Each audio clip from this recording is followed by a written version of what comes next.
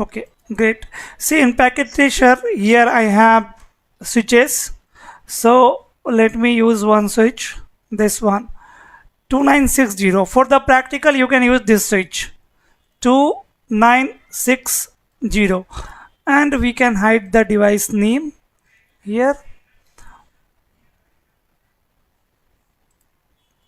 Do not show the device model. Okay, so let me say switch 1, switch 1. Okay, so guys, switch maintain which table to forward traffic?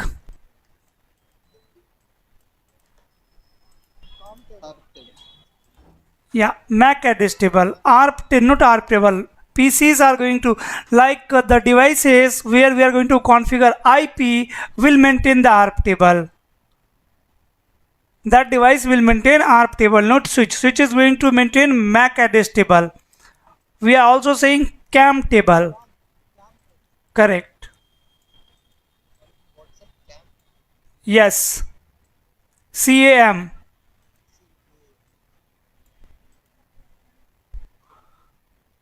Right? And how switch build MAC address table?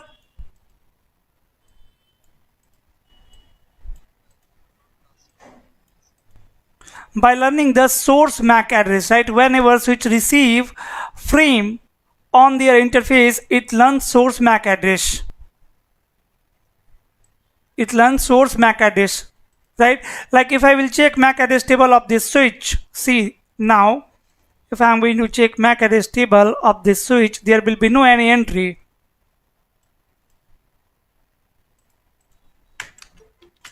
Enable and show MAC address table. See, there is nothing. There is nothing in the table, but switch is going to carry these information like MAC address, then port, on which port that MAC address is connected, and then type. See, switch can learn MAC address in two ways. Statically also we can tell to switch, we can configure a specific MAC address on a interface. That will be the permanent entry, right? And another method is dynamic, that when switch is receiving the traffic, it will dynamically learn the source MAC address. And after that there will be one more information that is called VLAN, right?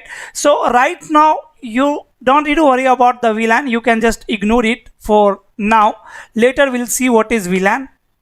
Okay, but in the MAC address table, switch is going to store these all information. For now, important is MAC address, then port number, on which port number it is learning the MAC address, and then type, how it is learning the MAC address, static or dynamic. So guys, if I am going to connect one PC here, one PC here, this PC. So tell me one thing, when I will configure IP address on the PC, will switch learn MAC address of PC? Will switch learn MAC address of PC when I will configure IP address here? No.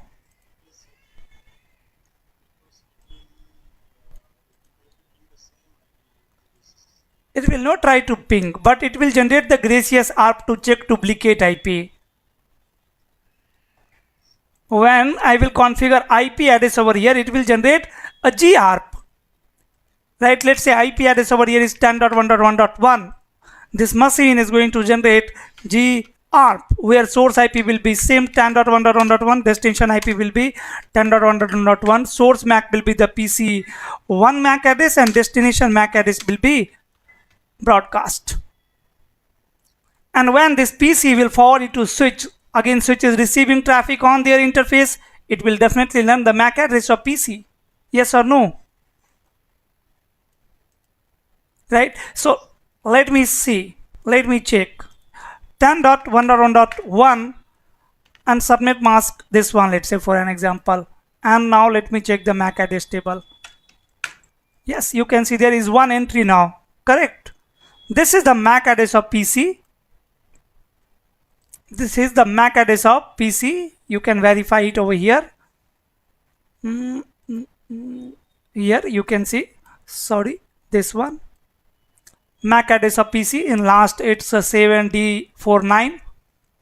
Then how this switch learn this MAC address? Dynamically. And on which interface? On 0/1 interface. Means a device is connected on my 0/1 interface whose MAC address is this. Now whenever switch will receive traffic for this MAC address where destination is this one, then definitely switch will forward it from this interface F1/0. Yes or no? And question is, Praful, for how long switch is going to maintain this MAC address in their MAC address table? Right? So by default, switch is going to store this information for 300 seconds. For 300 seconds. By default, we can change it. We can change the time. Like if you want switch should store 10 days, no problem, you can configure it. If you want switch should frequently remove the MAC address, let's say after just 1 minute, we can configure it. Let's say if we want for some users, like this switch is connected with 3 departments, HR users, sales user and finance users. I want for HR users, it should store MAC address for very long time, but for the sales department, it should remove the MAC address quickly. We can configure it. To separate the department, here we have VLAN. This is the reason why we have VLAN here, right? Later we'll see what is VLAN, how to configure it, how it's work, why we need it, right? So this MAC address table is maintained by switch, which we can configure. By default, MAC aging time is 300 seconds. The MAC aging time is the amount of time for which switch is going to store the dynamically learned MAC address. What is MAC aging time? MAC aging time is the amount of time that switch store dynamically learned MAC address in their MAC address table. We can customize it.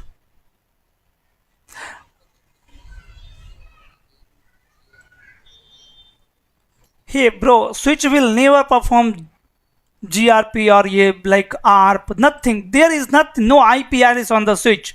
Switch is a layer 2 device. There are 2 types of switch, layer 3 also. We'll discuss that later. For now, this is layer 2 device.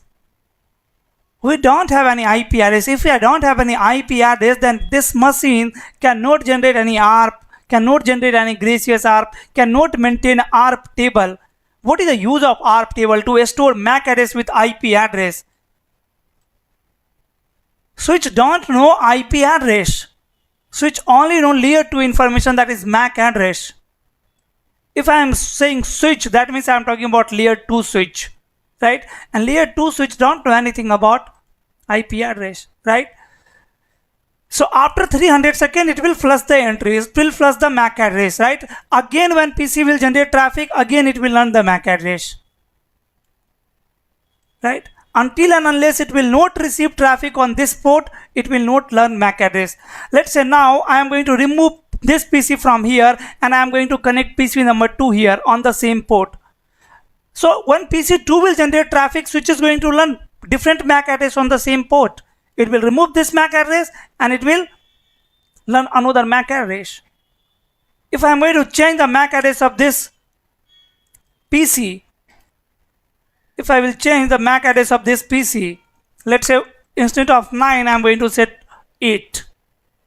Right? Now you can see MAC address is 8.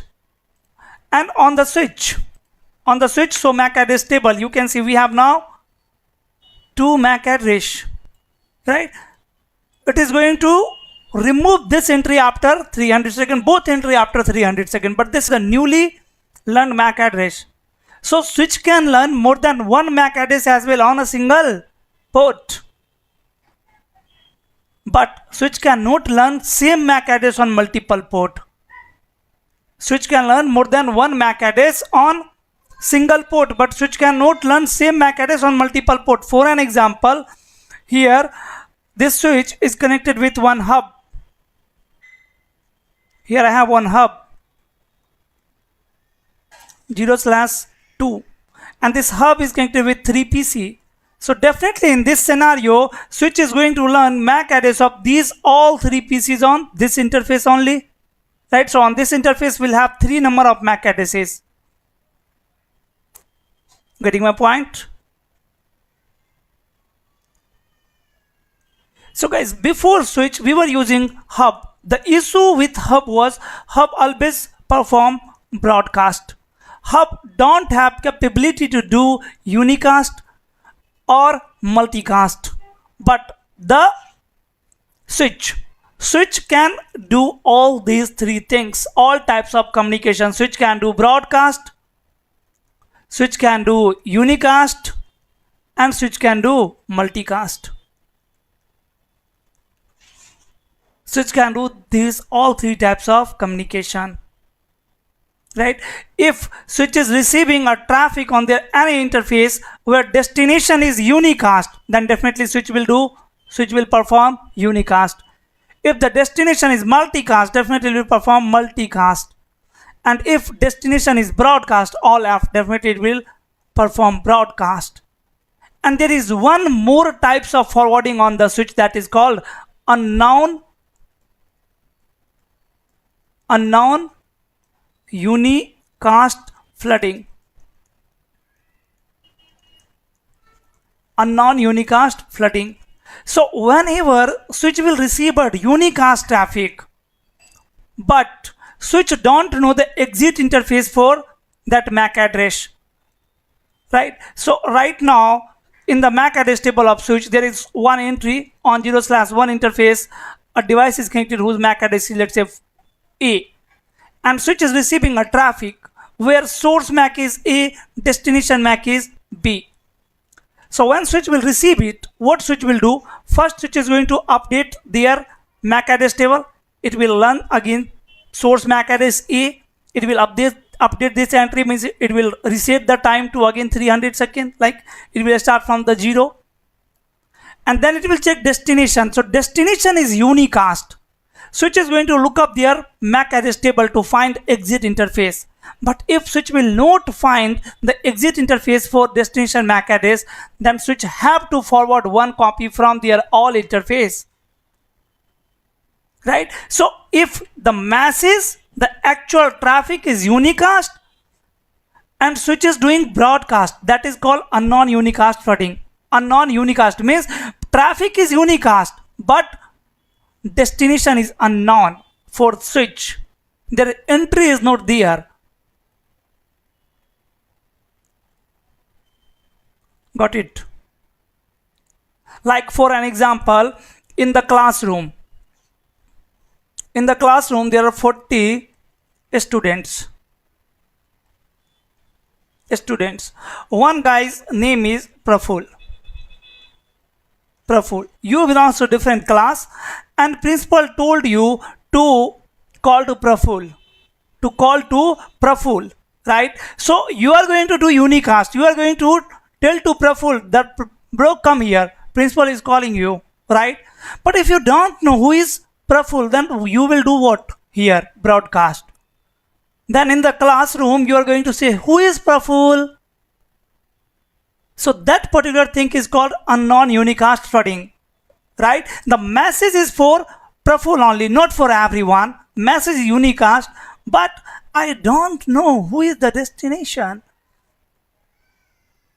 So in that scenario, if switch is forwarding one copy from their all interfaces except receiving interface, is called unknown unicast flooding. Right. Now here I am going to connect one more PC. Let's say PC number 2.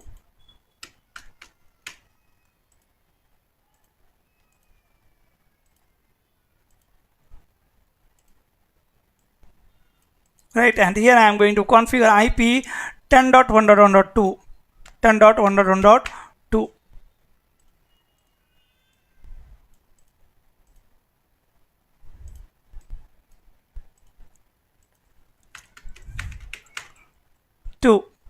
Subnet mask 255.255.255.0. Done.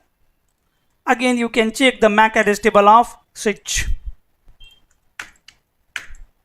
There is no any entry.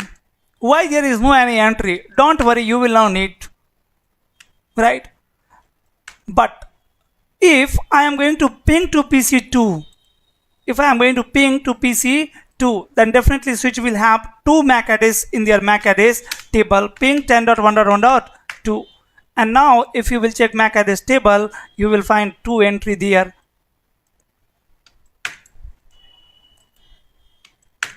Yes. This is the MAC address of PC1 on 0/1 interface, and this is the MAC address of PC2 on 0/2 interface. So guys, I am expecting you all now know how switch is going to learn MAC address dynamically, right? And this dynamically learn MAC address is not permanent. This is temporary entry. After 300 seconds, switch is going to flush it.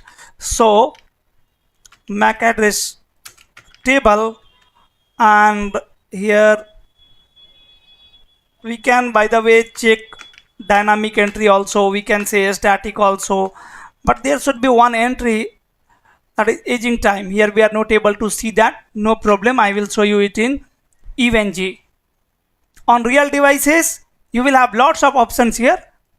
In packet tracer we have only few options, but this is sufficient for CCNA, right?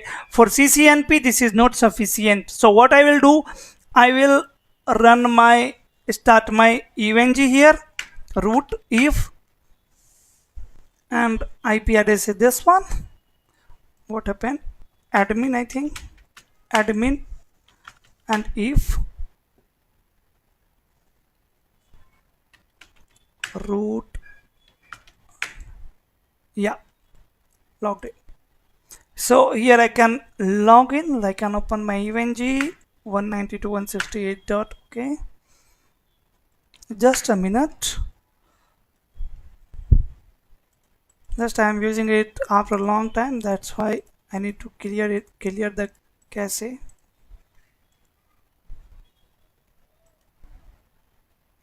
Yeah, admin if.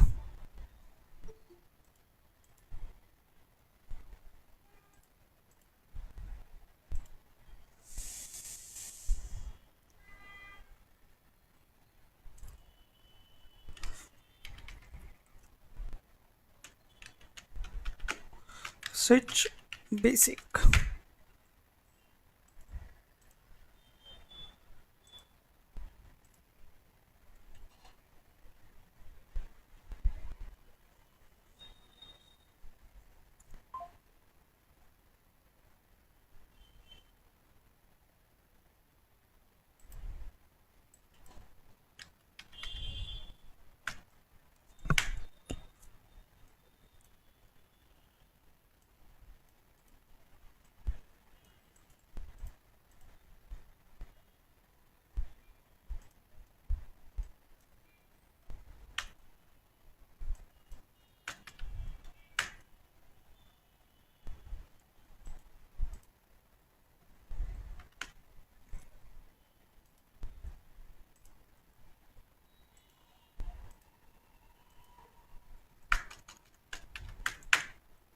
Yes.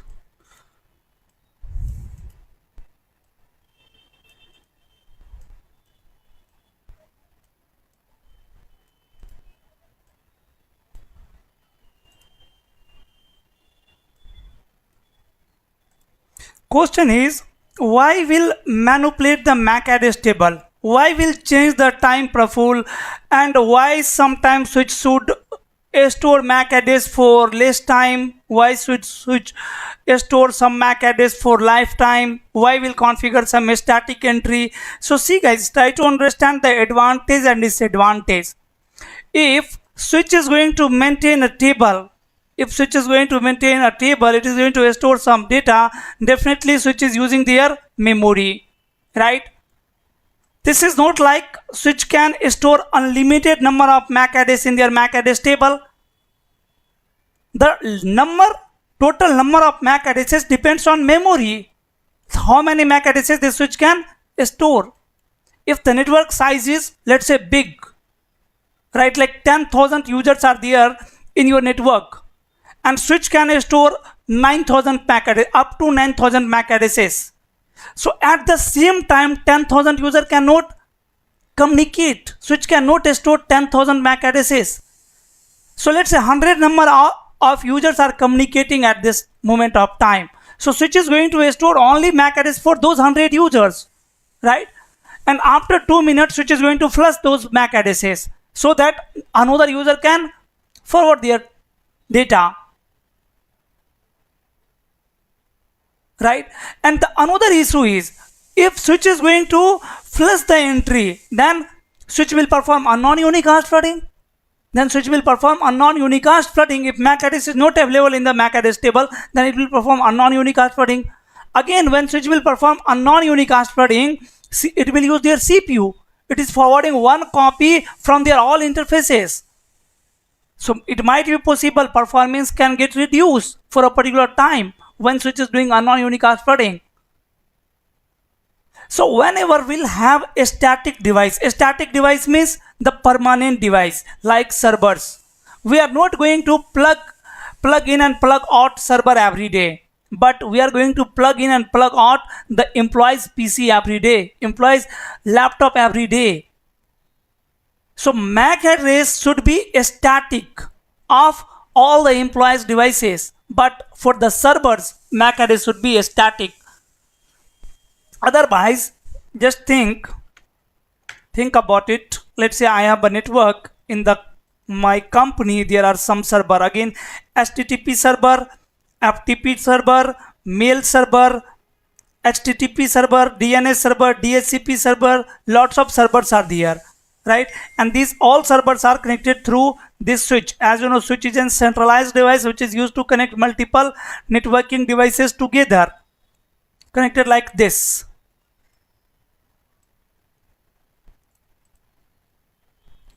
Right? I can have some employees as well here. Some employees are there.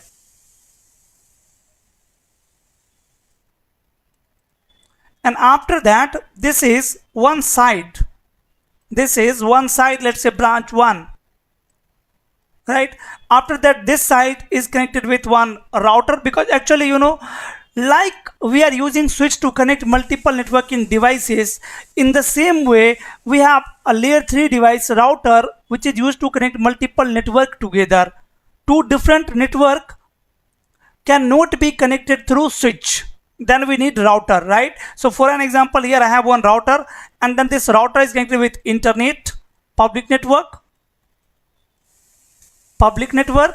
internet, and then I have one another side, right? Here I have one switch, another side. Here I have one switch, and lots of employees are there. And these employees are accessing those server guys in branch 1. In branch 1, I have server room. In branch 1, I have server room. In the server room, I have lots of servers, and these branch users are accessing those servers. Switch 1, switch 2, router 1, R1 and R2. This is my internet, iNet. Done. Let's say this is HTTP server, HTTP. Let's say for this interface 1/0 or the interface 1 is connected with HTTP server, and the MAC hazing time is 2 seconds. 2 seconds means switch is going to flush the MAC address of HTTP server in 2 seconds. When it will receive traffic on interface 1, it will learn the MAC address, and after 2 seconds it will flush it, right? When this user will generate traffic, right, remote user, or let's say from the same network, this user PC1, if PC1 is going to access HTTP server, PC MAC address is A and the server MAC address is, let's say, Z, right? So when PC will generate traffic, source will be A, destination will be Z. It will forward to switch. Switch is going to learn MAC address on the receiving interface. After that, it will check destination MAC. If switch will not find entry, then it will perform a non-unicast flooding. It will forward one copy from their all interfaces. right? Again, it will perform a non-unicast flooding. Then when server will generate reply, again it will learn the MAC address, but again after 2 seconds it will flush the entry. So when this another user will generate traffic, again switch will perform a non-unicast flooding. Again when this PC will generate traffic, it will perform a non-unicast flooding. So your switch should not perform a non-unicast flooding frequently, otherwise you will get performance issue, right? So here I have to identify that which devices are static devices, for which devices I will be receiving most of the traffic. For these servers, so I will configure a static entry for this server that will be permanent. Switch will not flush those MAC addresses from their MAC address table, and switch will never perform a non-unicast flooding. Then the general traffic, for the general employees, I can configure MAC aging time 300 seconds. Means whenever any user is generating the traffic, switch will learn the MAC address, and if it is not forwarding the traffic, then it will flush the entry after 300 seconds. And guys, for the user for whom switch is hardly receiving the traffic, let's say this PC, we have some PCs in department called finance, right? So finance people are hardly generating traffic for the switch. So switch should not store the MAC address of finance people for lifetime, even not for 300 seconds. So we'll configure very less MAC aging time, right? Maybe we'll configure 1 minute for finance people, that whenever someone from the finance people are forwarding the traffic, sending traffic to switch, it will learn the MAC address, but after 1 second it will flush the entry. Got the logic? Is it clear to everyone? The MAC aging time or the MAC address table customization depends on our users, our requirement, right? See, for the servers, even not only these users, guys, remote users also. And like this, if I have, let's say, 100 number of branches, so you can assume how many traffic this switch will be receiving for these servers.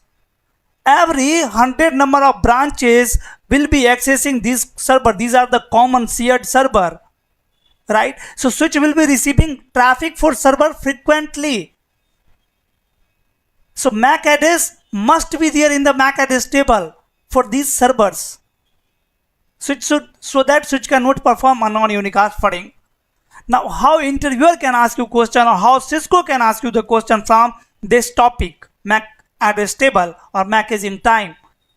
They can ask you question how to reduce a non-unicast flooding, because you know this is the issue. Whenever switch is performing a non-unicast flooding, it is using their CPU, right? So whenever device is using their CPU, definitely if CPU utilization will reach to 90% or 80%, above 70%, definitely 110% performance will get reduced. User will get bad experience. So our CPU utilization of devices should be below 70%. Should be below 70%. Right? So they can ask you how to reduce a non-unicast flooding. Means what to do so that switch should not perform a non-unicast flooding frequently. Or they can ask you, interviewer can ask you like this: hey, there is one switch in my DC which is performing lots of non-unicast flooding. After every 1 minute, switch is performing a non-unicast flooding. What is the solution? You can say, bro, just increase the MAC aging time. You can say, bro, just configure the static entry. Getting my point?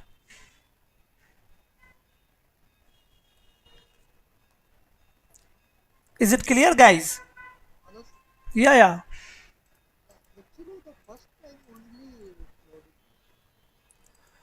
Oh God.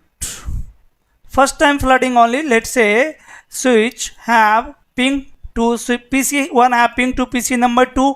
Now switch have MAC address, right? After 300 seconds, switch is going to remove it. So again after 300 seconds, when PC will generate traffic, switch will perform a non-unicast flooding, right? Even now you can see earlier there was MAC address in the MAC address table. Now show MAC address table. Now there is no entry. So guys, if switch will receive traffic, it will perform a non-unicast flooding, yes or no? Even you can check it. You can connect some more computer here. PC 3, PC 4.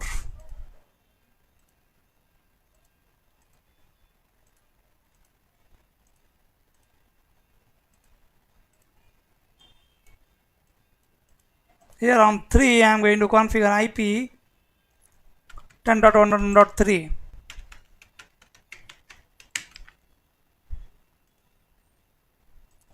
10.1.3, 3 and 255.255.255.0. PC4. Here also I am going to configure 10.1.4, 255.255.255.0. Right, and just use simulation mode and check the MAC address table of switch. There is one entry, clear MAC address table dynamic. I have cleared the table, so MAC address, there is nothing. So if there is nothing, then if PC is going to ping to PC2, see this message is unicast. Why this message is unicast and why this message is ICMP? Because PC already have MAC address of 10.2 in the ARP table. In the ARP table, PC already have MAC address, so it will not generate ARP request. It can encapsulate the frame. So that's why this is ICMP packet, where source IP is PC1 destination IP, PC2 source MAC, PC1 destination MAC, PC2. This is unicast message, right? But you know, switch don't have the entry, so switch is going to broadcast it, right? It will forward to switch, and then switch will forward it to all the PCs. One copy to all PC. These two PC are going to discard it, and this PC is going to generate reply. And now in the MAC address table, you can see we have MAC address of PC1, right? But again after 300 seconds, switch is going to remove it. So if PC1 is not going to forward any traffic for 300 seconds, then again switch will perform a non-unicast flooding, right? But for the reply, this time switch is not going to perform unicast flooding, because see, in the packet, destination MAC address is MAC address of PC1, and PC1 MAC address is already there in MAC address table, right? So this time switch is going to learn source MAC address of PC2 on 0/2 interface. Then it will check destination, it will look up their MAC address table, and in the MAC address table, exit interface is available, which is 0/1. So switch will perform unicast. It is doing unicast. Got it?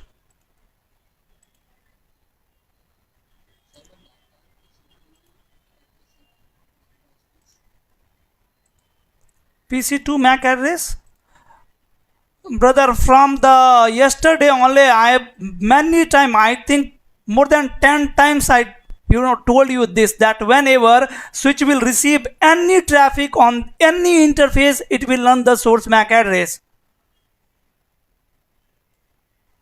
It will learn the source MAC address, and it will store that information in their table equivalent to MACaging time, which is by default 300 seconds.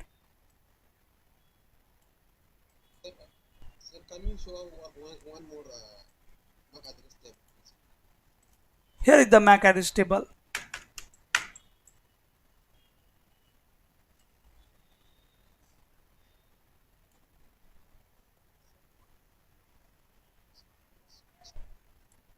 Same will happen.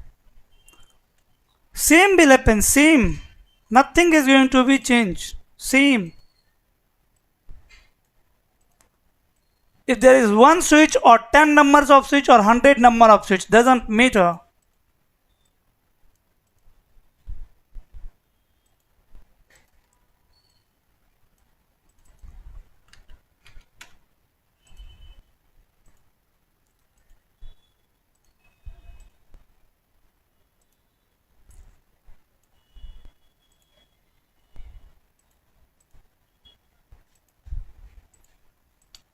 Here IP address of this PC5 is, let's say, 10.1.1.5.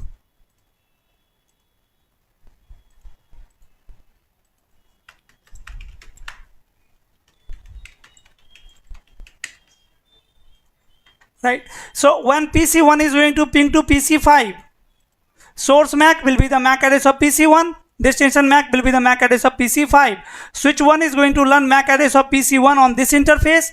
Switch 2 is going to learn MAC address of PC1 on this interface, and then it will forward to PC5. It will check destination MAC. For destination MAC, it will look up their MAC address table. If entry is not available, it will perform a non-unicast flooding. If entry is available, then it will perform unicast. And when PC5 will generate reply, switch is going to learn MAC address of PC5 on this interface, and switch 1 is going to learn MAC address of PC5 on this interface. Right. So always keep in mind the two functions of switch. First, address learning. Address learning. Functions of switch. First function, address learning. Wait, address learning. How? Source MAC. On the basis of source MAC. Whenever switch will receive traffic on their interface, it will learn source MAC address. Right? Means when PC1 will generate traffic to switch, it will receive traffic on this interface. Right? Whatever source MAC is there in the traffic, let's say source MAC is A, right? That means switch will make one entry in their MAC address table that there is one device connected on my F0/1 interface whose MAC address is A. Switch always forward traffic on the basis of MAC address. And how switch learn MAC address? On the basis of source address. The second function is forwarding. How? On the basis of destination MAC address.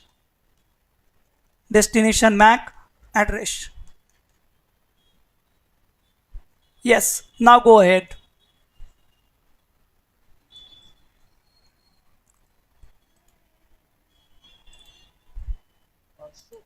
My question is related to let's say PC1 traffic to PC5. So always MAC address has store from source or both it's learned. Source only. If PC1 is generating a traffic for PC5,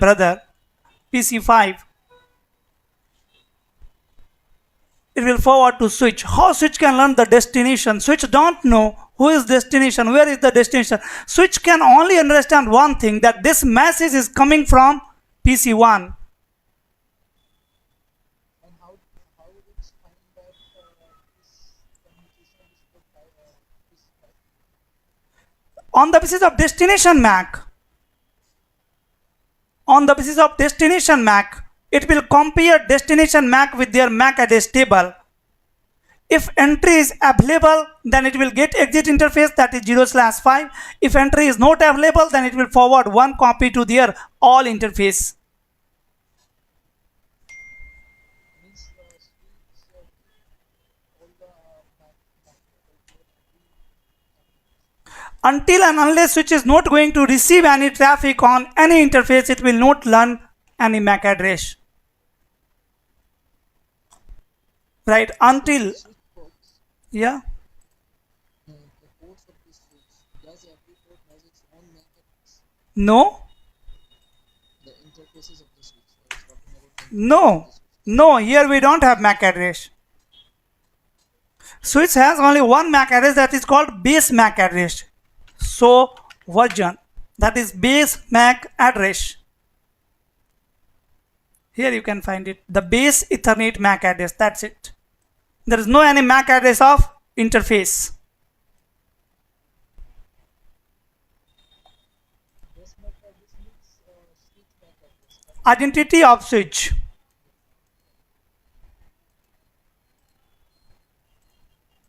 Right. So here, yeah. At the starting, you said that PC1 request the gracious are. Okay. When the PC3 and 4 and 5, why not these PC request the gracious? No, all PC have generated the gracious ARP. Who told you this PC have not generated the gracious ARP?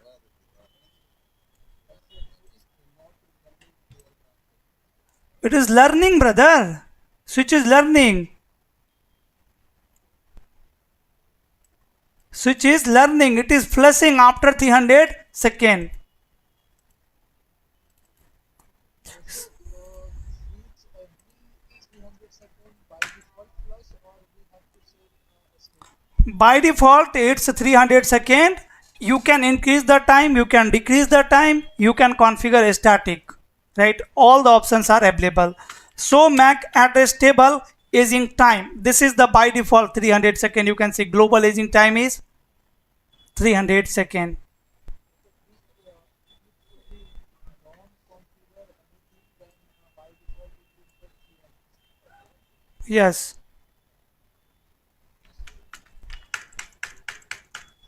Right. Now guys, I want, yeah.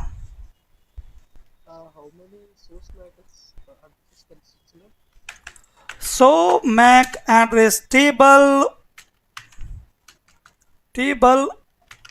address, so MAC address table count. Okay, so this switch can run this amount of MAC addresses.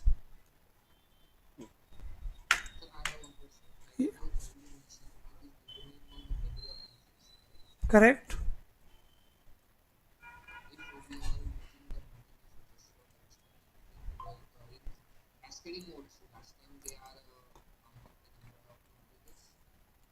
Correct.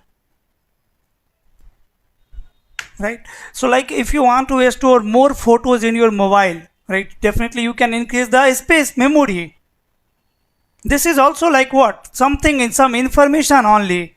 So if switch is storing or any devices, not only why only switch, router, firewall, all the devices, if any device is going to store some information, they need memory, they will use memory. So there will be a limitation that it can store this amount of route in the routing table, switch can store this amount of MAC addresses in their MAC address table, firewall can maintain this amount of connection in their table. Right, and we purchase device on the basis of our requirement only, right?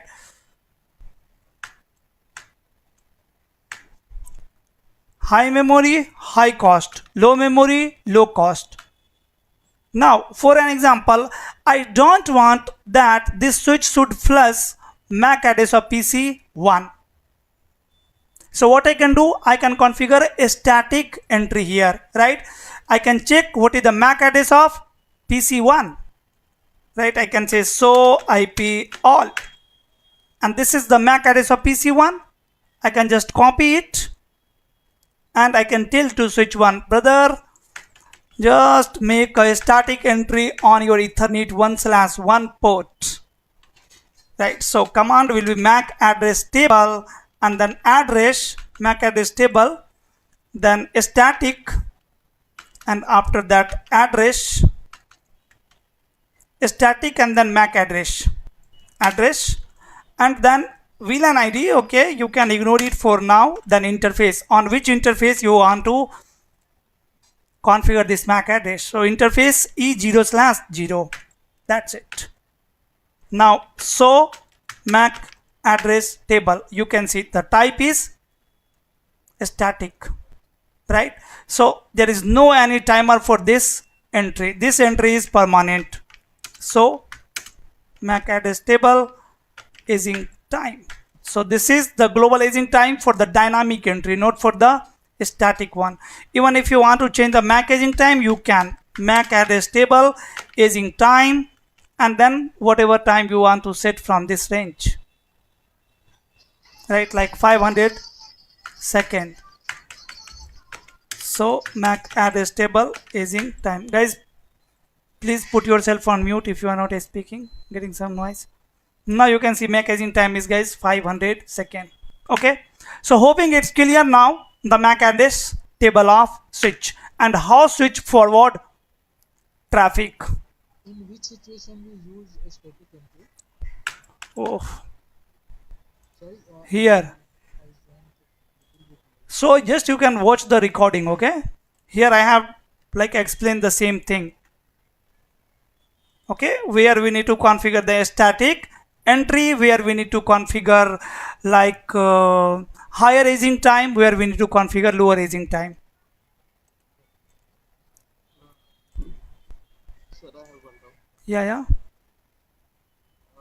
you have assigned static net to PC1, what if the PC1 gets rebooted or restarted that the So MAC address is the permanent address of device, na brother? Remember the first class? That is the hard-coded address on the NIC by the manufacturer company. MAC address is not going to be changed.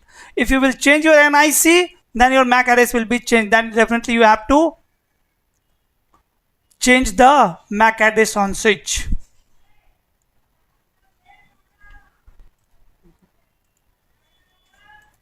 All clear? Good. Now the next device is your router. So what I told you guys, see, till now we talked about two devices. One is NIC, which is used to connect a networking device to network, and second one is switch. Which is used to connect multiple networking devices together. Switch is an centralized device which is used to connect multiple networking devices together, right? Now the third device is router, which is used to connect multiple network together. Now I have some computers here. Let's say for an example, I have two buildings, right, or two floors, or two city, one network in Delhi, one network in Mumbai, doesn't matter. Two LAN, two local area network, right? Subnet number one is 192.168.1.0/24, and subnet number two is 192.168.2.0/24.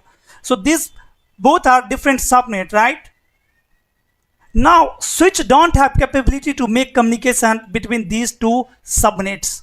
Switch can make communication possible within the subnet, within the network, within the LAN, right? So now I am changing the definition of switch. Now switch is a centralized device which is used to connect multiple networking devices within the network.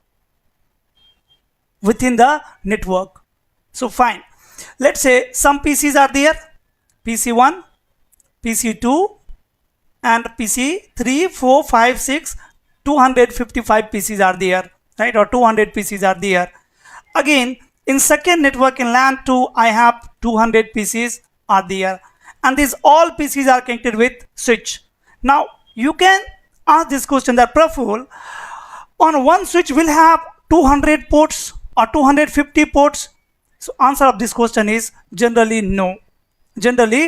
So you will be using multiple switches here, right? So guys, connecting two switches together is behaving like same, right? It's similar like one switch. And later you are going to learn the stacking, where we learn how to combine two switches together, these two switches together. Like there will be only one operating system, but port will be double, right? So let's say on one switch we have 48 ports. So with the help of stacking, we can get 48 plus 48, right? For now, you can connect like this also. Here you are using one port here, right? So total number of port on switch number 1 was 48. So now 47 ports are available to connect computers. Here also 47. Out of 48, I have already used one port to connect another switch, right? So here you can see I have unutilized one port on both switch. So to avoid this issue, we come up with a stacking technology, right? Later we'll see that. Okay, so in both LAN we can have one switch or more than one switch, and after that all the end devices are connected through switch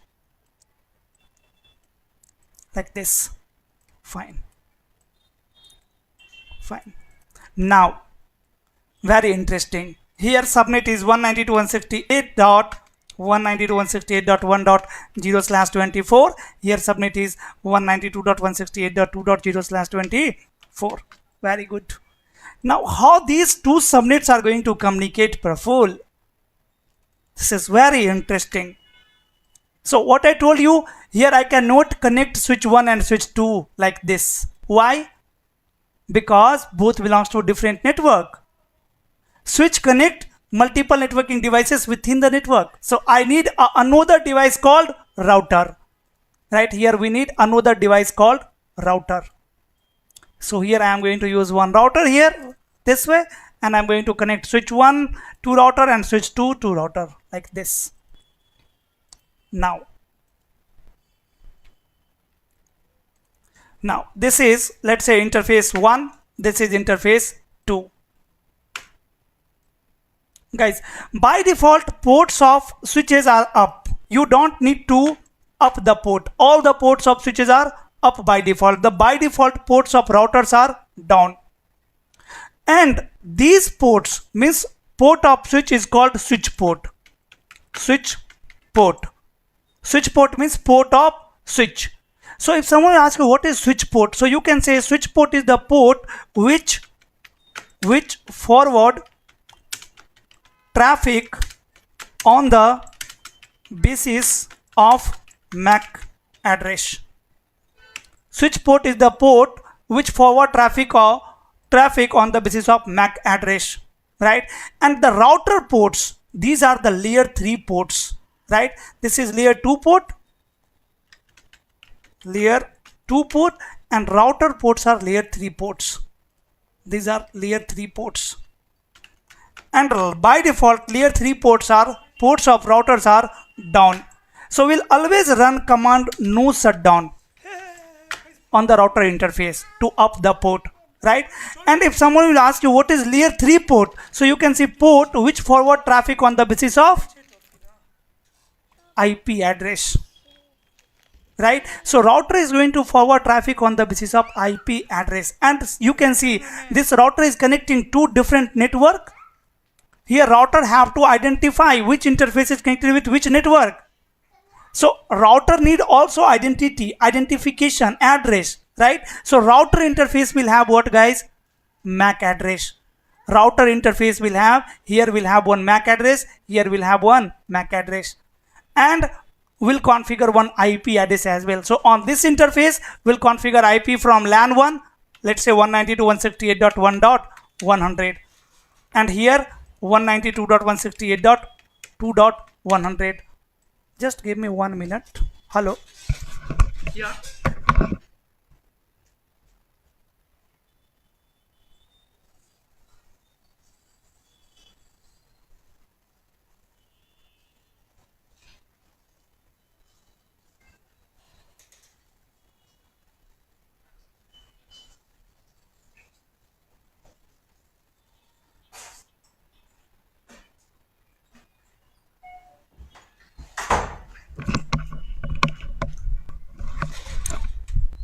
Router IP on interface 1 is 192.168.1.100, on 2.100. Guys, like switch maintain MAC address table to forward traffic, in the same way router maintain routing table to forward traffic. Which table? Routing table. Now again question is, how router build routing table, Praful? You know how switch build MAC address table, but how router build routing table? So guys, always keep in mind, whenever we will configure IP address on the interface of router is going to make one entry in their routing table. right? So like, see, on the interface 1 I have configured this IP address. Once I will configure this IP, and how I will configure this IP, simply I will run command interface port number 1, then I will run no shutdown command to up the port, and then I will say IP address and then 192.168.1.100, and after that I will define the subnet mask. Subnet mask will be 255.255.255.0. First thing that router will do is it will check duplicacy. Again it will generate gracious ARP, and it will check this IP address is unique or not. If this IP address is unique, if this router will not receive any reply from the gracious for the gracious ARP, it is going to find the network ID. What is the network ID? Right? So to find the network ID, you know the subnetting. It will convert IP address into binary, subnet mask into binary, then it will perform AND operation, and it will find what network ID? 192.168.1.0. Now router is going to make one entry in their routing table that 192.168.1.0/24 is a network which is directly connected on my interface 1. Which is directly connected on my interface 1. Right? Again, in the same way, when I will configure IP on interface 2, it will make one more entry that 192.168.2.0. This is the network ID / value, and this network is connected on my port number 2.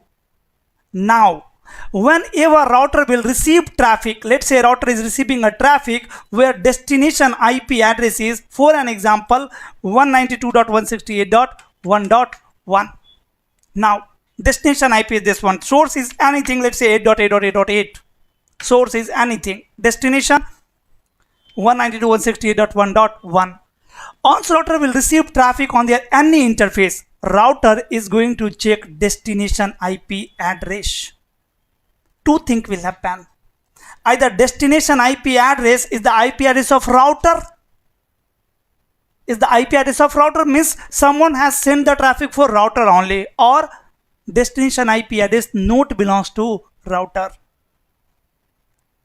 Right? So how router will identify that? Router is going to check their routing table. Right? Router will receive the traffic, it will check destination. Okay, destination is 192.168.1.1.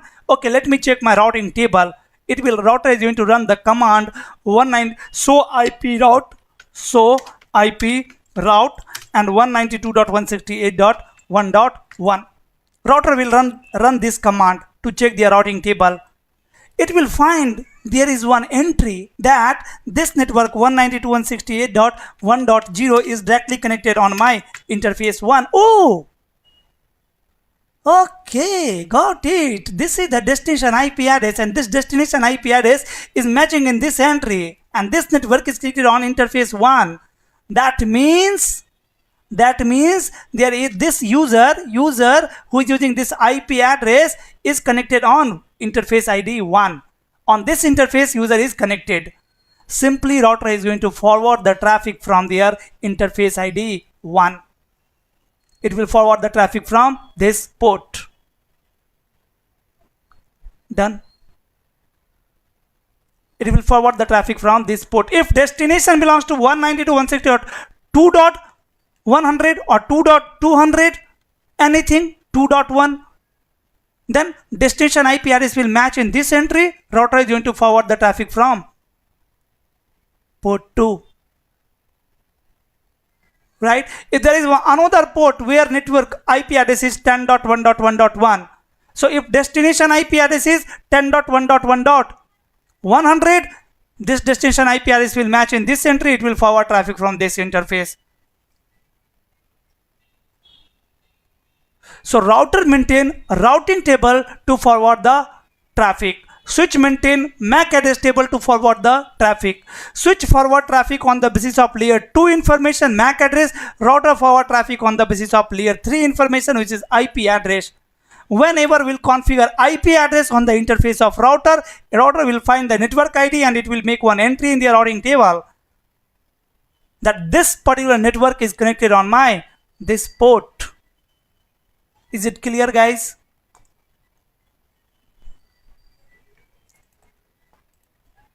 For an example, For an example, here I have one router.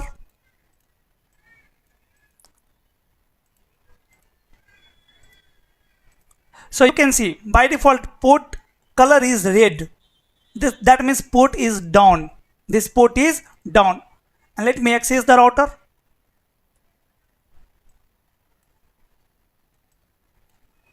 Go to CLI, say no here, and enable show IP interface brief. See, there is no any IP address configure on this router, and show IP route. This is the routing table. In routing table also there is nothing. Let me configure one IP here on interface F0/0. Say no shutdown. First I have up the port, and you can see the log. Whenever you will perform any task on any networking devices, it will generate one log message. Later you will learn how to read this log message. How to read this log message. This is very important for network troubleshooting. We are going to store all the logs of devices on a particular server for the monitoring, for the troubleshooting.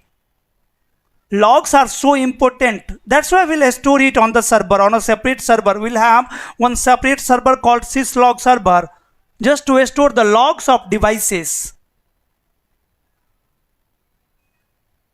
Right? So now here you can see in the log, message is nothing but the line protocol of interface fast Ethernet 0/0 change state to up. It's saying the interface of this ID is up now. And now I am going to say IP address 10.1.1.100 255.255.255.0, and now you can check show IP interface brief. So this is the IP address over here. Network ID is going to be 10.1.1.0/24. So see the routing table. In the routing table, what it's saying? 10.1.1.0/24 is directly connected on fast Ethernet 0/0.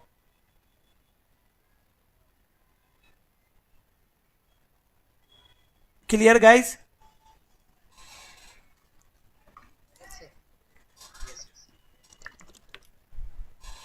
Okay. Later you will also learn what about the undirectly connected network. For the network which are not connected to router, for that we have to configure routing. Right? Just ignore it for now. Just think about the connected network. Like, first we need to understand how these two devices are working by default, because guys, as a network engineer, these two are the most common devices where you are going to work. Everywhere you will see the switches, routers, right? And the working of switches and routers are going to be exactly same in all the vendor devices.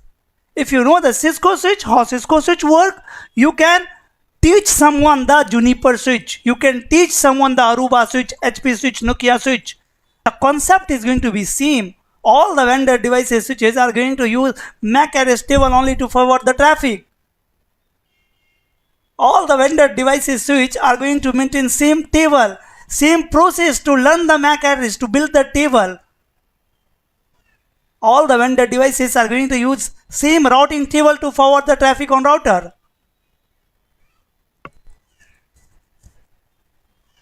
Right? So now see, some more important topics are there we need to cover here.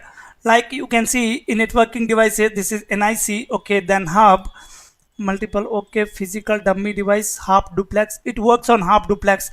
Everyone know the half duplex, full duplex, and simplex. If anyone don't know, please let me know. Guys, there are three modes of communication. What do you mean by modes of communication? Modes of communication means way of communication. Way of communication means how many way are there of communication. Like if you want to go market from your house, so how many way are there? Maybe there are two roads. So there are two way to reach market. Either you can go from this road or you can go from this road, right? So two way are there. In the same way, in the network, how many way are there for the communication is called mode of communication. Is called mode of communication. And we have three modes. Communication. Is the spelling correct? Guys, ignore the spelling. If any error is there. So we have three modes. One is simplex, second one is half duplex, and third one is full duplex. Full duplex. Simplex is one way of communication. What I told you, way. Mode is communication means way of communication, and simplex is one way of communication. One way of communication means there is only one way. A sender device can only send the data, cannot receive the data, and receiver machine can only receive the data, not send the data. Like your television is a receiver machine, receiver device. Through television we can only gather the information, we cannot give input. Yes or no? Right? So simplex means one way of communication. It can be a sender device or it can be a receiver device. Right? Duplex is two way of communication, but not at the same instant of time. Two way communication, but not at same time. Right? Means a device can send as well as receive the data, but not at the same time. At the same time, either it can send the data or it can receive the data. Right? It can do one thing, not both. And your hub works on half duplex only. Right? So in the half duplex, see, this is my hub and there are two or three computer.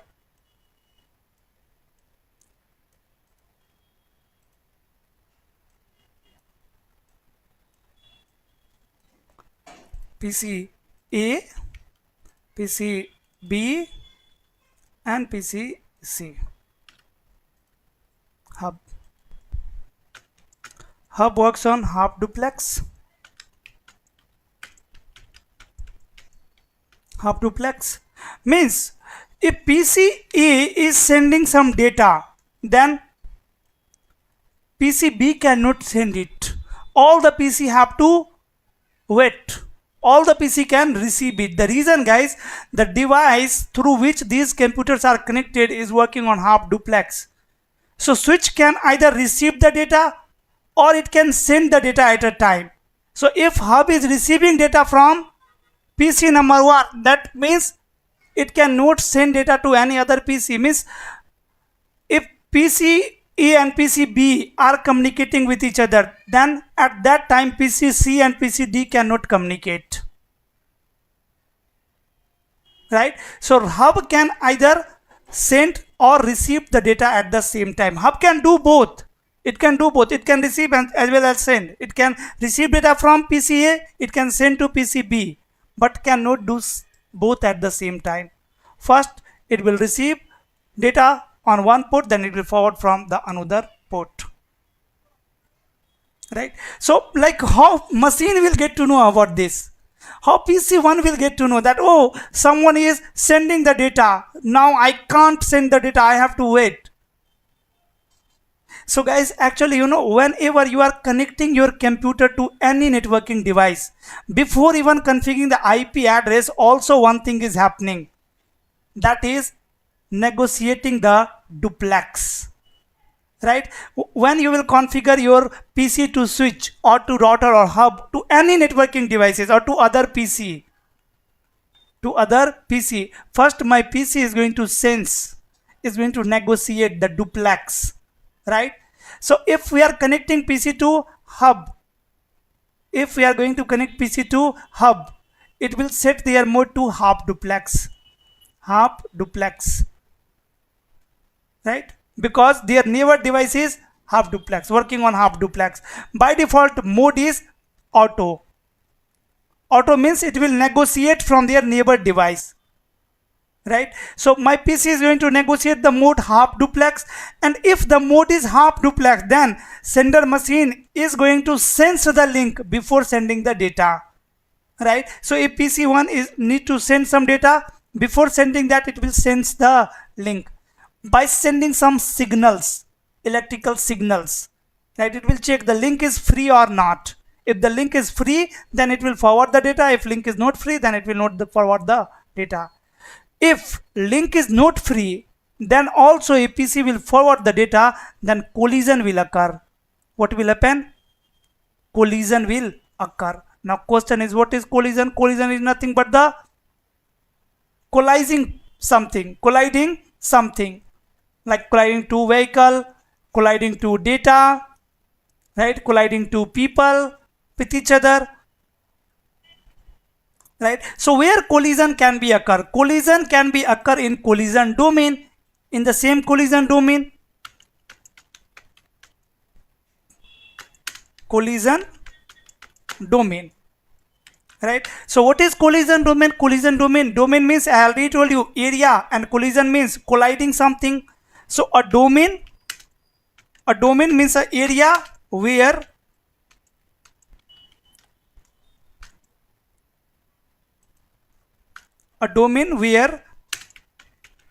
collision can be occur is known as collision domain.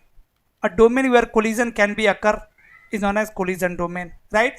And all ports of hub belongs to single collision domain, right? Means these all devices are in same collision domain, then the 110% there is chance of collision, right? Always keep in mind, all ports of hub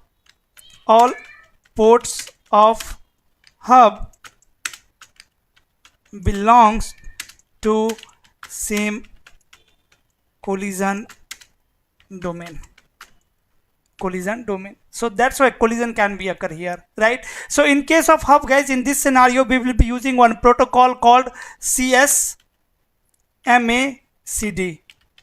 right? So as I told you, before sending actual data, it will sense the signal. How it will sense the signal? With the help of this protocol, CCNA protocol. Collision sense multi-access collision detection protocol.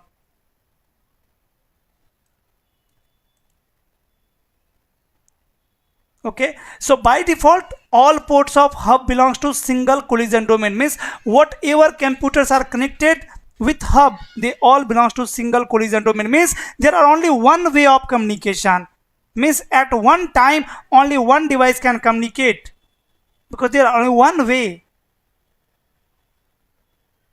right? One way of road, like that. So it is working on half duplex. Half duplex is two-way communication, but not at the same instant of time. But this is the main issue of hub, the collision domain. All PC belongs to single collision domain.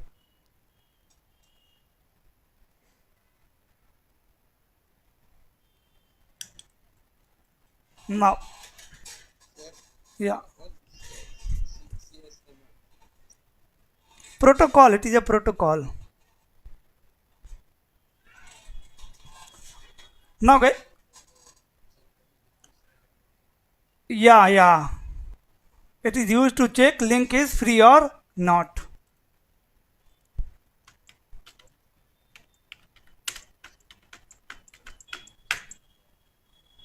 Quickly it will get a reply signal. Quickly it will get reply. What is CCNA?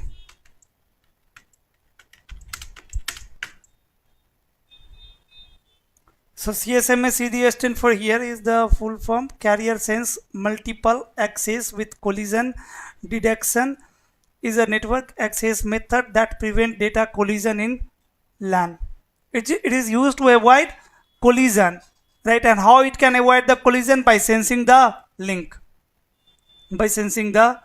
If some collision will occur, then all this hub is going to send jam signal, right? And all other device will get to know that there is collision.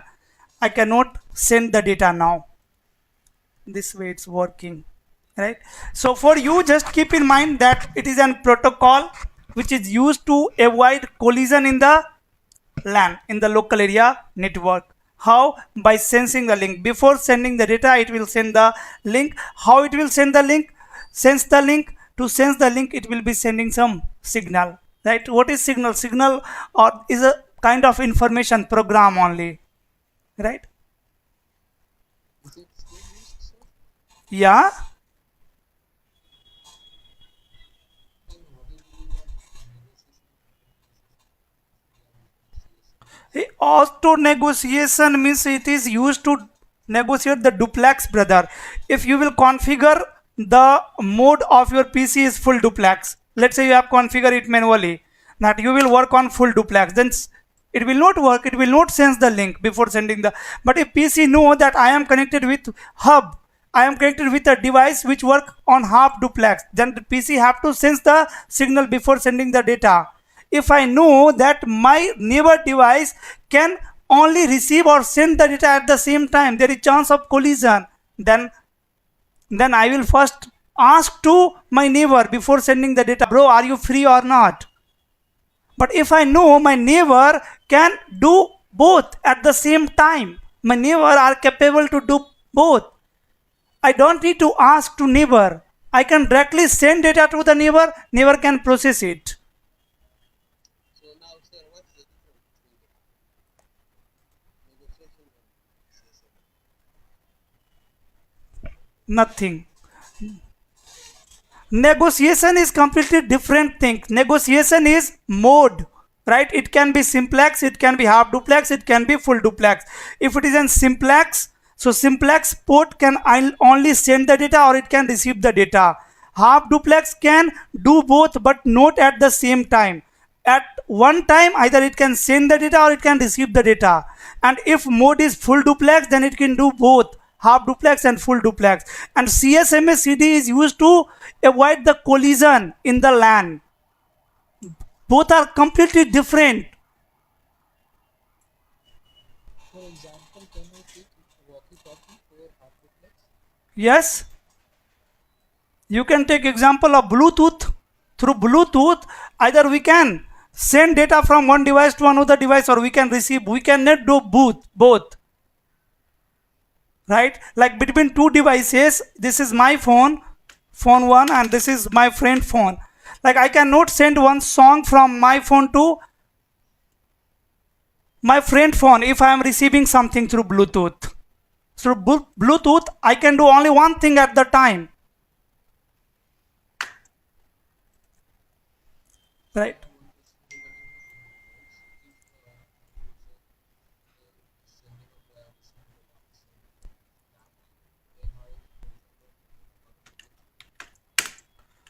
Wait, bro, wait. Two way of communication at same time.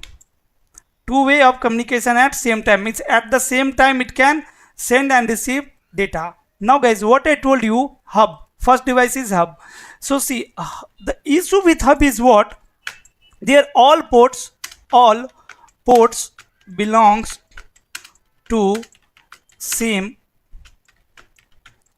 broadcast domain or lib broadcast domain, same collision domain. So that's why there is chance of collision. But if I will talk about the switch, so switch has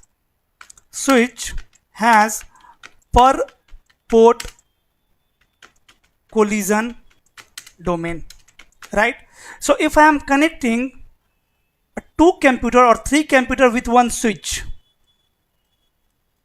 right? Switch, then PC1, PC2 and PC3. So how many collision domain are there? 3 number of collision domain are there. 3 number of collision domain are there. Because switch has per port collision domain, so this PC belongs to different collision domain.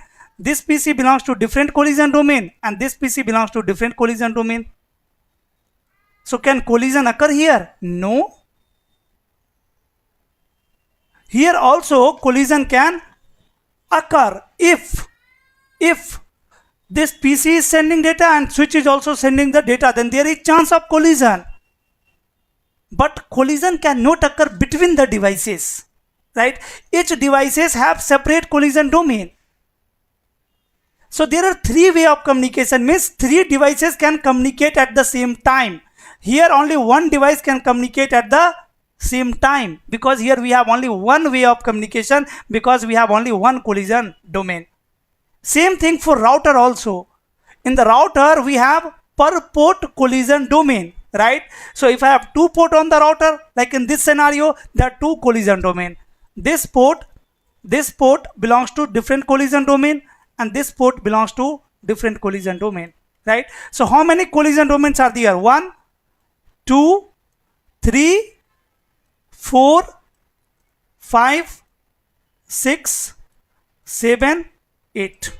8 number of collision domains are there, means 8 devices can communicate at the same instant of time.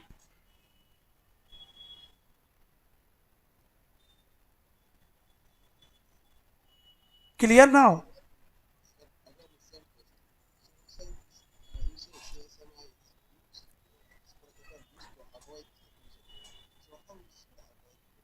Brother, forget CSMA.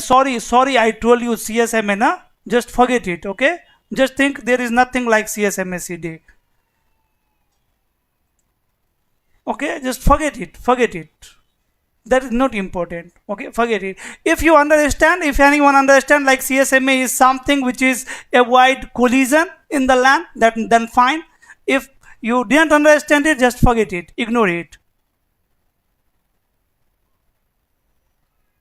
Okay, just think about it. This is important, right? Switch has per port collision domain and hub has single collision domain.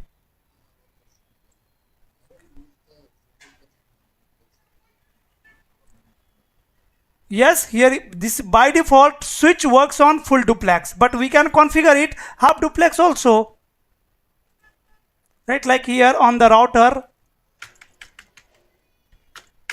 so interface F0/0. So this interface is working on which duplex? Full duplex. If you want to configure it on half duplex, you can configure it. Interface F0/0 duplex half, this way, right? Now this interface can only do one thing at the time. Either it can send the data or it can receive that. Now it cannot do both. It can do both, but not at the same time.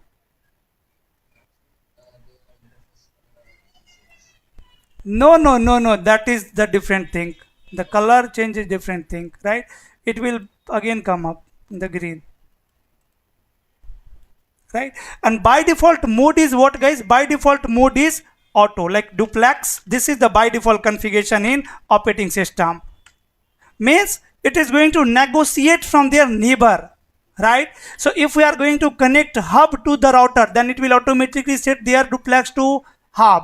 If I am going to connect this to switch, then it will automatically set to full. By default mode is full duplex, sorry, auto, right? And router and switch works on full duplex, hub works on half duplex, right? Your, as I told you, your television works on simplex.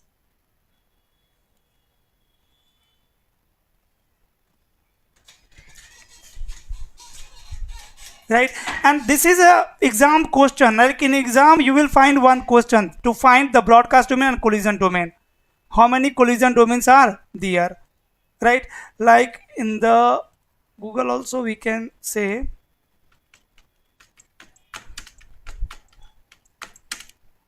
collision domain question. So here you can see in this scenario, like these types of scenarios, how many collision domain are there or how many broadcast domains are there.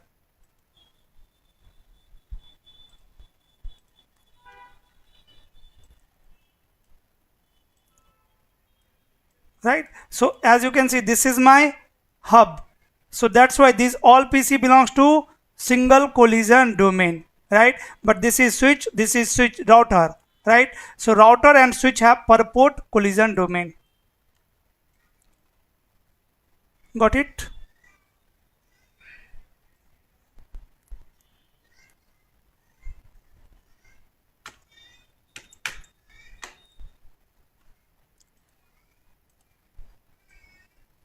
So switch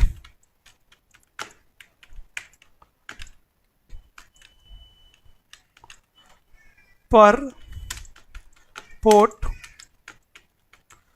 collision domain and single broadcast domain. Single broadcast domain. Single broadcast domain means domain where broadcast message can be travel. Broadcast means one to all. Domain means area where broadcast message can be travel is known as broadcast domain. And now if I will talk about the router. So router again has per port collision domain and per port broadcast domain. So router is dividing broadcast domain as well, right? So for an example, here I have one switch, then I have some PCs here, PC1, PC2. After the class, guys, like you can watch 1 to 2 videos on CSMA also. Like if you want to know the CSMA in detail, just you can go through some videos, right? No problem.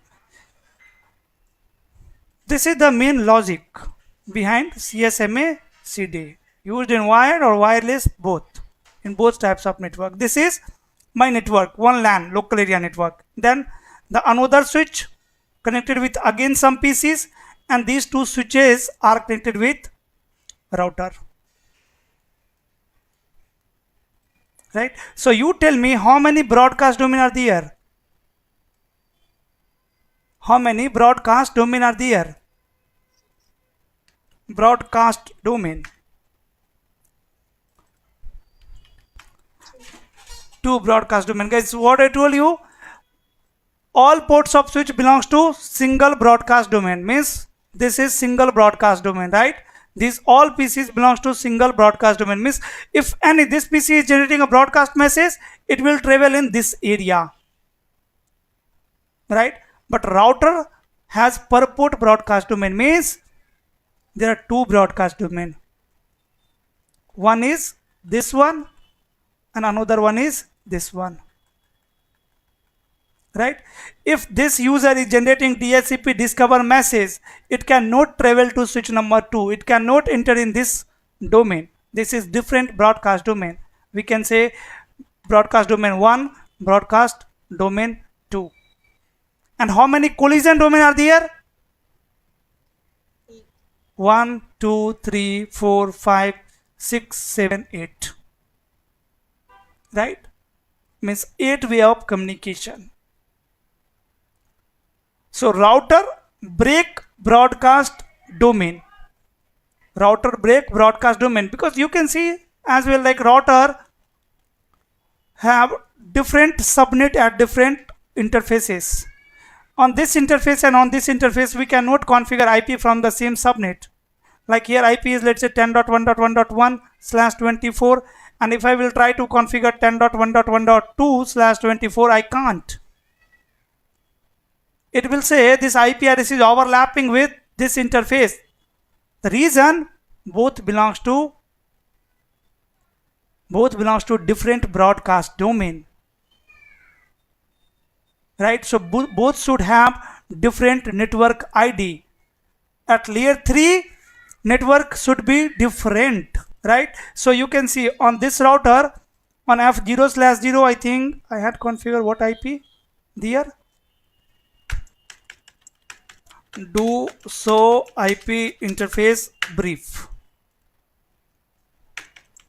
Do show IP interface brief 10.100, right? And interface F0/1, say no set, and here I am going to configure .200, 10.1.1.200 and 255.255.255.0. See what it's saying.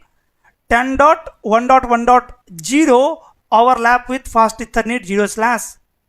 0, right? So this network is overlapping. This is the network ID of this IP address, and your network ID is overlapping with F0/0 interface, right? So I am expecting these three devices are clear to you. Here you can read about the collision domain, where collision can be occur. A collision occur when two devices send a data packet at the same time on the shared network segment.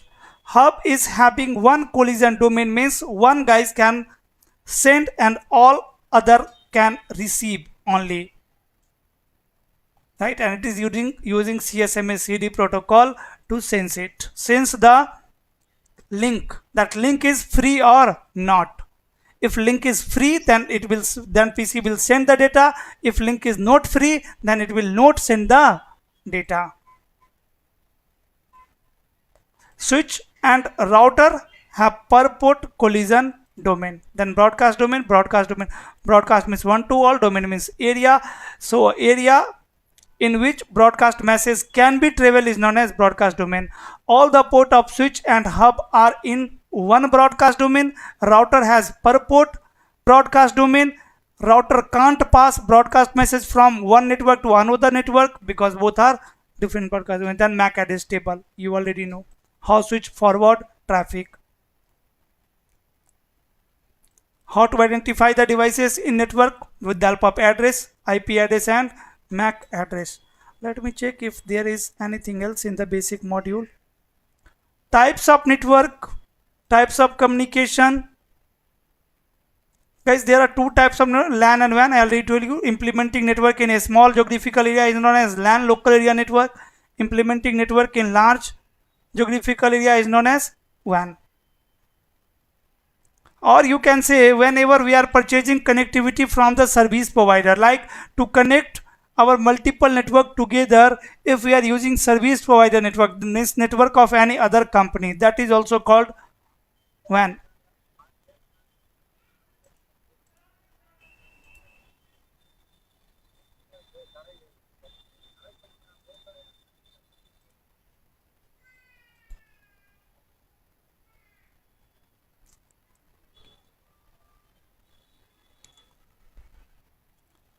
Okay. The next device is, guys, firewall, that you need to learn. So for now, you know, firewall is also going to maintain routing table for the routing in the same way like router is maintaining a routing table, but not to forward the traffic. To forward the traffic, firewall is going to use connection table, right? Connection table, or on some time we can say session table. Sometime we are saying session table. Sometime we are saying, like, many names are there, and later we'll discuss about this table, connection table and the session table, like how firewall is going to forward the traffic. For now, just keep in mind, firewall is used to secure our internal network from the external network, right? Like, who is this?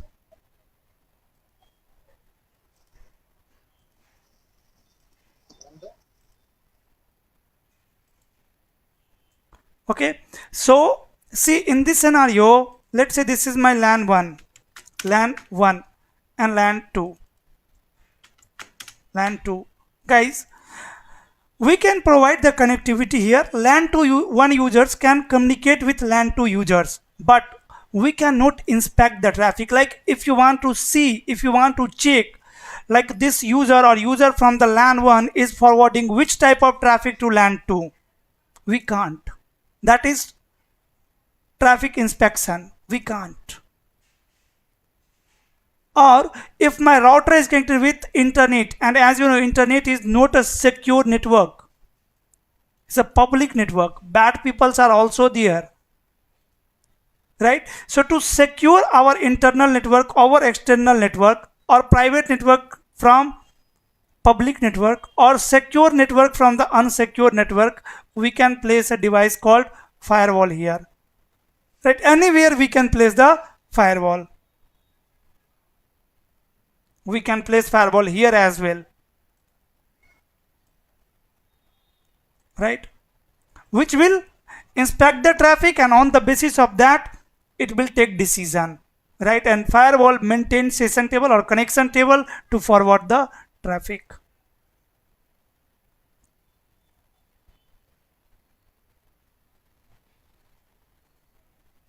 Then some more devices are there like access point. So access point is similar like switch, which is used to connect multiple networking devices together wirelessly. Switch is connecting multiple networking devices together through wired, and access point is used to connect multiple networking devices together wirelessly without the need of wired. Right, then we have IPS, IDS. We'll see those all devices later. For now, this is more than sufficient. Let's move. Let's understand memory of your devices: router, switches, firewall. So there are some types of memory like RAM, ROM, flash, NVRAM. Okay, so guys, if I will talk about the router, see how you are going to install the device in real time. We'll install devices in rack. Right, why rack? Because for an example, suppose in your company there are 10 employees. 10 employees are there, or 100 employees are there. All 100 employees need a laptop, right, to work. So the question is how we are going to connect 100 number of computers together. Definitely you need what? Desk table, address table. We cannot place 100 number of laptop on the floor. Right guys, it will be very complicated to connect and manage, yes or no? So we need proper table to place the devices.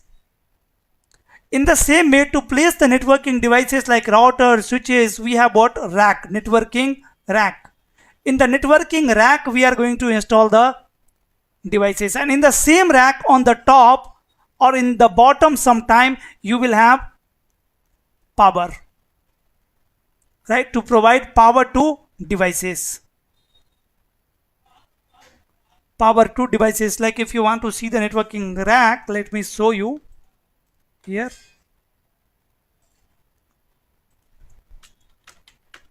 If anyone is not familiar,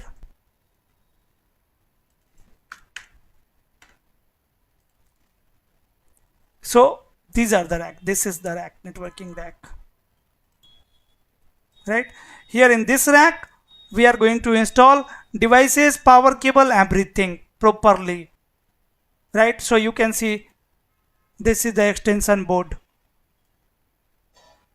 providing the power. This is called tray. To put the device over here, we can install the tray, and on the tray we can place the device, our router, switches. This is fan, right, to cool the device, for the cooling. Because again, if the temperature is high, your hardware can get damaged, right? So we need a cool place where we can install the rack. In the rack we are going to install the devices. We are going to connect all devices to the power to provide the power supply, and then we'll provide connectivity between the devices.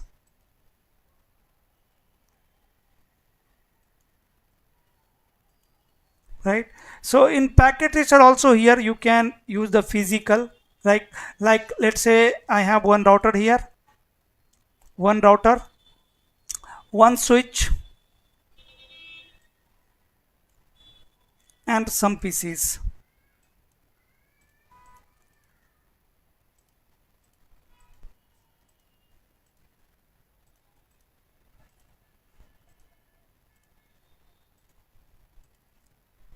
Right, so if you will click on physical, it will show you the topology. Here you can see. This is your rack.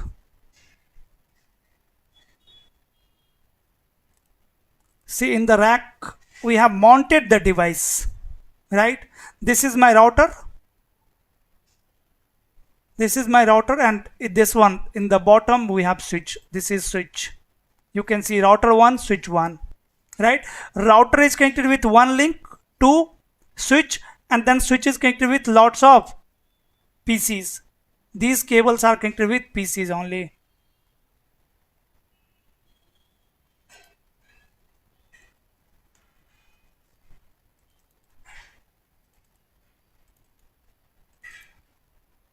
So this way we are installing the hardwares, networking hardware in the network, in the real time on the side.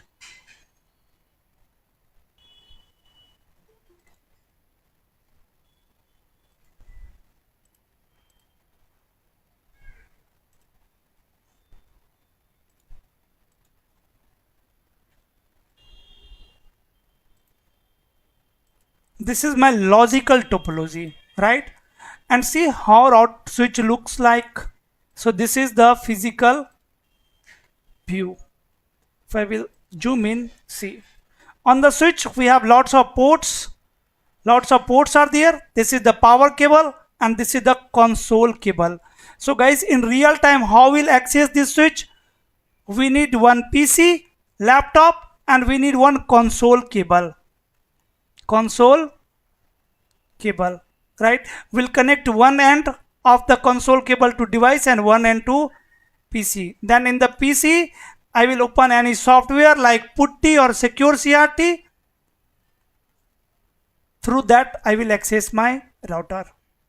In packet tracer, directly you are clicking on the router and you are getting access. But this is how in real time you will access the device. And then these ports can be connected with PCs, right?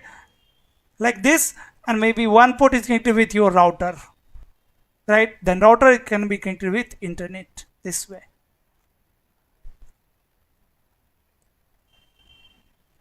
Right? These ports can be fast Ethernet. These ports can be Ethernet, which provide 10 Mbps of speed.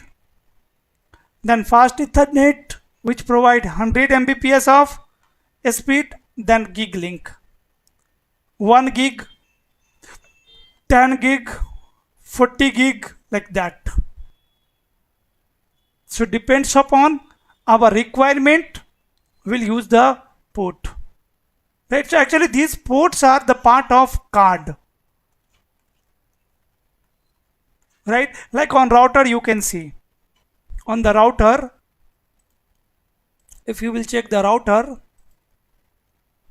see on the router guys, how many slots are empty? These slots are empty, right? Here I have only 2 ports. One is 0/0 and another one is 0/1. Again, this is my console port to access this device, and these are the free slots. Here we can insert the card, right? Like if I need to connect this router to the fiber cable, so I cannot connect fiber cable to the Ethernet port. So in that scenario, I need SFP. So I have to purchase a card which support SFP, right? And we'll install that card over here, and then we'll get the port. In the port, we'll insert the SFP, and on the SFP, we can connect fiber cable. Right? Let's say I have 2 sides, data center and branch 1.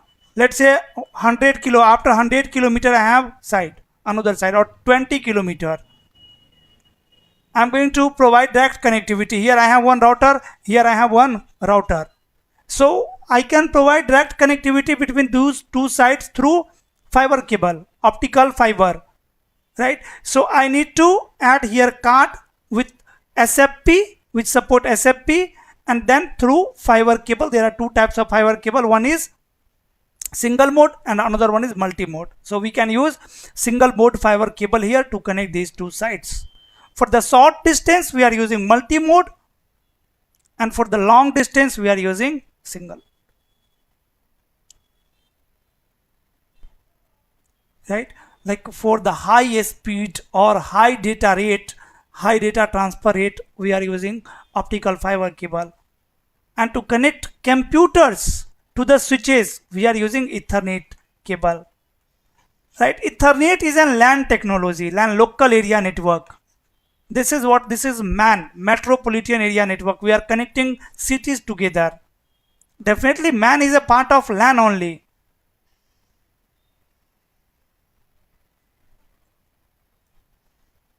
Right, so on router generally you will find console port and Ethernet port. So let's say I want to access this router in real time. This router is, I have installed this router in rack, I have powered it, then I need one computer here. Right, this is my computer. Then I need one console cable here. You can see the console cable is also there in packet tracer. The second cable is console cable. Let me select it and let's connect it on the console port. Console port. Right, and then I can connect it to my PC. I can open the PC, input PC. I can use any application to access the device like terminal. Say OK. Now you can see. This is how I will access devices in real time.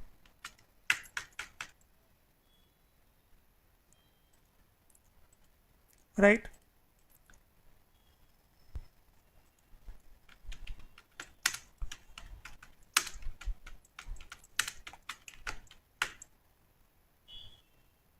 These are the routers. 2800 series router. This is a router model. Correct. And what is the latest model? Check it on Google. No, this is not latest model. See, this is the front view of router and this is back view of router. Right, so guys, in the back you can see these are the nothing but the cover, right, to protect the slot.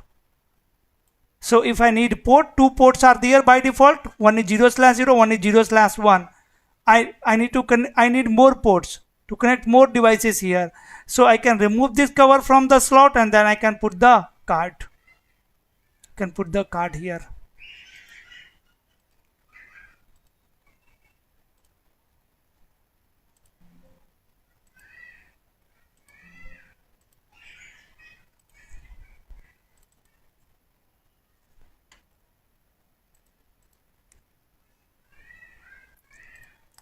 Here is one PDF. Oh, yeah, let me check. Like this type of card you can see. We can add this type of card on router, right, to increase the NIC, because let's say by default on a router you have only two port, so we can connect it to ISP1 and ISP2, let's say, right. So now there is no port available to connect it to LAN device, to switch. So we can add these types of card according to our requirement. Like here we have one port, here we have 4 ports. The card is called nothing but expansion module, or new NIC, you can say NIC, network interface card, right. There are the process to add the install the card. These are not for you. How to install, like what are the prerequisite. Definitely you should turn off the device first. And see, to add the fiber cable we need this SFP. This is SFP. This type of port is required, right, for the fiber cable. Because if you will check the connector of fiber cable, guys, so connector fiber cable, let's say, so connector of fiber cable is different, you can see, or this one. So connector is different, right. This is not can be connected on RJ45 port. RJ45 ports look like this. This is the RJ45, this one. These are the port, and this is the cable. This is the cable. Right, so here we cannot connect this cable, right, in this port. In this port we cannot connect this cable, right? So we need SFP. This type of device called SFP. These are definitely not for you, just I am giving you the general knowledge, right? It will be like, it will make you interested to learn the technology. This is the reason.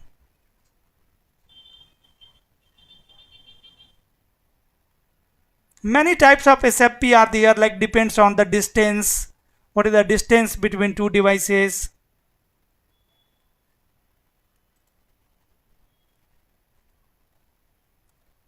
Okay, and now as these are the hardware only, so first you will purchase the hardware from the vendor, and then you are going to install software here.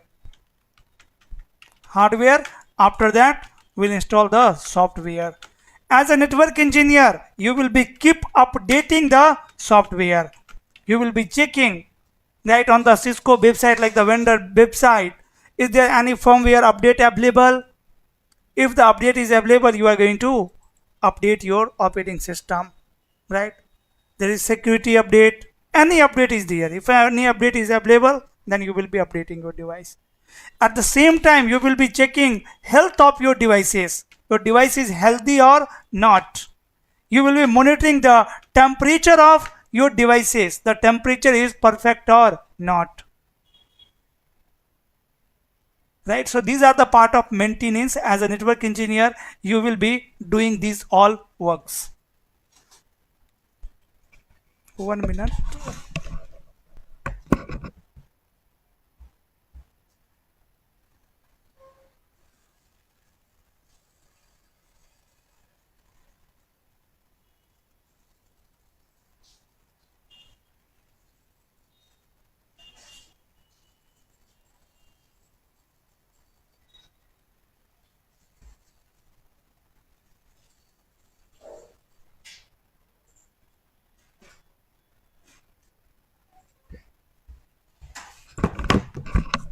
And guys, whatever things we have covered till now, these are really very basic things, but very important, right, for the future videos. Now in the future video we are going to understand the actual technology, like the configuration, how to monitor these devices, how to manage these devices, how to configure these devices, how to take backup, how to break the password, how to protect the device, how to protect the users, network, service, everything. And everything is depend on the basic whatever things we have covered till now, right? So next topic is, first before starting the networking, just I want to teach you the memory, like just to make you understand, like if we are going to perform any configuration on the router, then where that configuration will save, right? So let's say for an example, if you need to break the password of a router, so if you know the password is saved in RAM, then you are going to play with the RAM only. Why you will touch the flash where the operating system is stored? If there is some error with the operating system, why you will touch the RAM? That is the part of configuration of your device, right? So on the router, switch, firewall, we have 4 types of memory. First one is RAM. Second one is NVRAM. Third one is ROM, and fourth one is flash.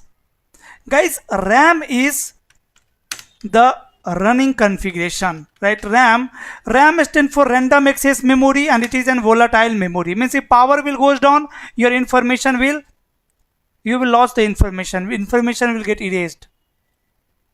It is a volatile memory, right? And RAM is going to store the running configuration. Whatever configuration will perform on the router, that will store in running configuration, that will store in RAM only. right? Like on the router I have configured IP, right? So IP configuration is stored where? In the RAM only. IP configuration, right? Whatever configuration will do. And this is the active configuration of device. Active configuration means your device is running through this configuration only. Your device is operating through this configuration only, the configuration which is present in RAM. The configuration which is present in RAM, right? Like let's say how my device is forwarding traffic, how my device is behaving, that depends on the data present in RAM, right? Like any device. Same way in your Windows operating system also, your laptop. So right now, on the basis of RAM information, my laptop is operating, my laptop is working, right? So RAM is the active configuration of device, like the active operation you can say, and it store all the configuration, IP configuration, password configuration, whatever configurations are there. The issue is volatile. It is volatile. So if power will goes down, information will loss. So that's why we have another type of RAM called NVRAM. This is, you can see, NVRAM means part of RAM only, but NV stands for non-volatile. This is non-volatile RAM. So if you want to save the configuration on router, you can copy the configuration from RAM to NVRAM. You can copy your configuration from RAM to NVRAM. Then your configuration will saved. If power bill goes down, you will not lose the configuration, right? So NVRAM is non-volatile memory and it store saved configuration. Saved configuration, like here on the router I am going to configure IP. Configured terminal interface F0/0 no cert and IP address 10.1.1.1.255.0.0.0, let's say. So IP interface brief, or I am going to change the host name. Host name R1. You can see host name is changed, right? So this configuration is stored in RAM only. And to check the RAM content, what are the content in RAM, you can use command show running configuration, right? This is the RAM configuration. You can see these are the data inside the RAM, right? Here is the IP configuration. You can see whatever command I have applied. Some configurations are there by default in the RAM. So if device power bill goes down, if I will turn off the device, here is the button to turn off, here you can see, and turn it on, then I will lose the configuration. Again my device is booting. You will learn the booting process as well, right? But now I lost my configuration. You can see the host name is again default, and so IP interface brief, IP is not there. So run, this is a default configuration, right? So again I am going to change the host name, and this time I am going to save the configuration, host name R1, and I am going to say copy running configuration to startup configuration, right? So you can see it has saved the configuration. Now my configuration is in RAM also, as well as in the NVRAM also. To check the NVRAM data, we can run command show startup configuration. NVRAM is called startup configuration and RAM is called running configuration. RAM is called running configuration and NVRAM is called startup configuration. So you can see in the startup configuration also we have exactly similar information, right? Exactly similar information, right? Here also host name R1, here also host name R1. I'm going to configure the IP address here. Again, interface F0/0 no cert and IP address 10.1.1.255.255.255.0. Now again check the RAM, so running configuration. In the RAM, I have interface configuration. Here you can see IP. But in the NVRAM, so startup configuration. In the NVRAM, this data is not there. You can see on the interface I don't have IP address. Right? So whatever configuration I am applying on the device, that is going in, storing in RAM only, right? And if I want to save that in NVRAM, then I have to run command copy running configuration to a startup configuration. Right? Now again, if you will check a startup configuration, you will find same configuration there. Now if power will goes down, I will not lose the configuration.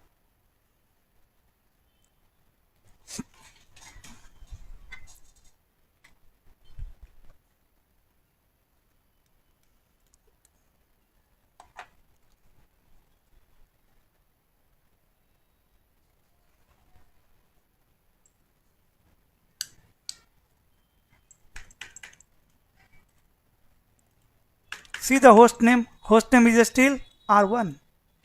Okay. So RAM and NVRAM. Then ROM. Guys, before talking about ROM, let's understand flash memory. Flash is used to store main OS. OS means operating system. And on Cisco devices, the operating system is called